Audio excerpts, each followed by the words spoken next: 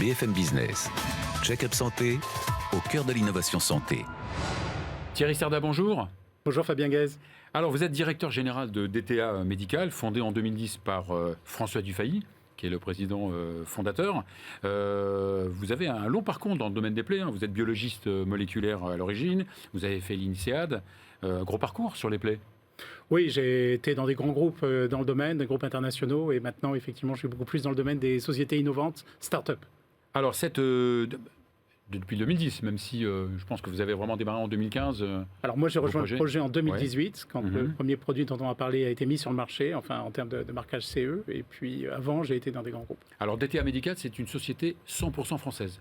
Alors je dirais française, et effectivement ancrée dans les régions, puisque c'est une société qui est proche de Besançon, qui est un pôle bien connu en termes de dispositifs médicaux et technologies médicales.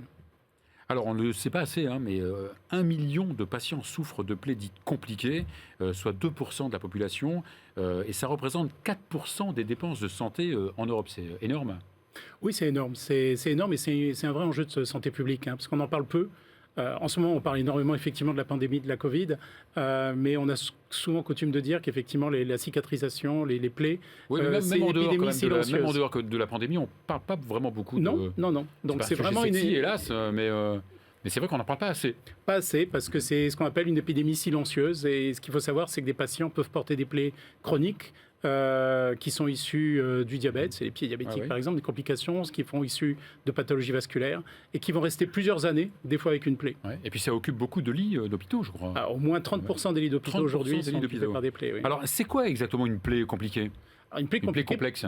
En fait, ça va être très simple. C'est une plaie qui va mettre du temps à cicatriser parce qu'effectivement, il y a des comorbidités qui sont multiples et qui font qu'à ce moment-là, il va y avoir un parcours aussi complexe. Donc, il y a deux éléments. C'est pour ça que c'est si compliqué de traiter. C'est compliqué par rapport à l'étiologie, à la comorbidité, mais c'est également par rapport au système de soins qui font que les patients sont un petit peu partout et pas forcément traités dans le bon service au bon moment avec le bon traitement. D'accord, vous dites donc qu'il n'y a pas vraiment un parcours de soins idéal dans le traitement d'une plaie. Oui, c'est aujourd'hui, chaque patient peut démarrer son parcours de soins, soit chez son généraliste, une infirmière qui vient le visiter, puisqu'une fois encore, il a potentiellement un diabète et il y a des plaies qui vont apparaître, soit il va le démarrer à l'hôpital. Et les chances à ce moment-là du patient vont pas être les mêmes, suivant effectivement le type de spécialiste qu'il va avoir en face de lui.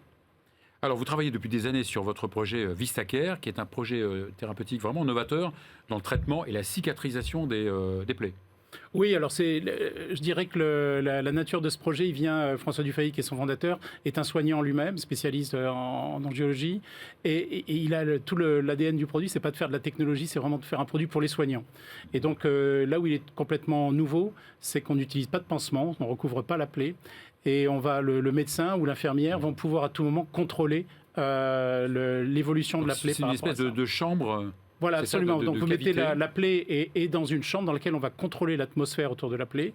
Et on a un système qui va... En général, c'est pour les membres inférieurs. Pour les membres inférieurs aujourd'hui, mais on ouais. prévoit un deuxième dispositif par la suite qui pourra traiter d'autres parties du corps. Oui, donc le patient a son membre inférieur dans une espèce de boîte. Voilà, il va... D'ailleurs, vitrée, puisque pour vitrée, ce qui fait que le soignant peut, et le médecin peut à tout moment voir l'état de la plaie. Parce que la plaie, c'est en fait la cicatrisation, c'est un processus évolutif. Et donc, il faut savoir quel est le meilleur traitement, protocole qu'on va mettre à chaque évolution de la plaie.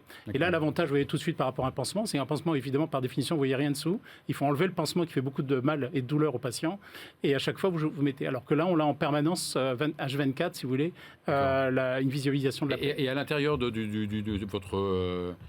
dispositif médical, puisque c'est un dispositif médical. Oui, tout à fait. Il y a une atmosphère particulière que vous pouvez régler. Alors, on va moduler des paramètres qui ont été décrits par les spécialistes dans la littérature de toujours, comme influençant positivement la plaie. Donc, on fait évoluer l'humidité, l'oxygène et la température.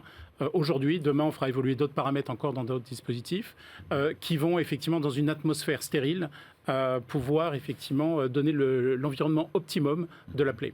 Alors, les résultats, c'est vraiment incomparable par rapport au traitement classique ? Alors, on a une étude clinique dont on va voir les résultats publiés dès le mois prochain.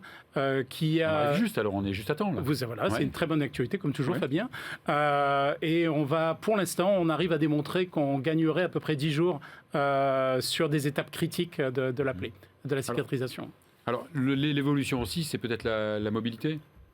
Oui, alors l'étape suivante, là aujourd'hui, le premier produit que vous avez pu voir est un produit qui est hospitalier. Et c'est important parce qu'on doit, on doit démontrer effectivement que le modèle clinique fonctionne bien et c'est ce qu'a montré l'étude clinique. Le deuxième étape, effectivement, c'est comme les patients sont en ambulatoire, c'est quand même la tendance forte de la médecine d'aujourd'hui.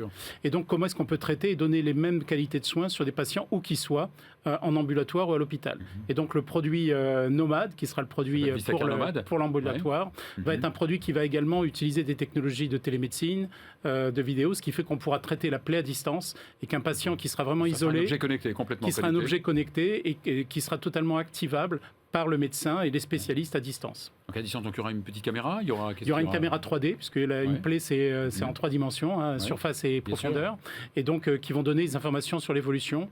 Et on fera également aussi, on aura des sensors, des capteurs qui vont être dans la plaie et qui vont donner l'état d'oxygénation par exemple de la plaie ou d'un risque infectieux. Et là, on va pouvoir à ce moment-là ajuster le traitement encore. L'idée, c'est vraiment de donner le meilleur traitement au bon moment au patient où qu'il soit. C'est un marché qui est vraiment en croissance, en pleine croissance. Donc il faut quand même de l'argent pour développer tout ça, non? Oui, c'est un marché. Vous avez déjà fait des levées de fonds, vous allez en faire? Alors, depuis que le projet est initié, il y a eu effectivement un fonds d'amorçage dans l'Est, Capital Grand Est, qui est toujours actionnaire et qui supporte activement le projet.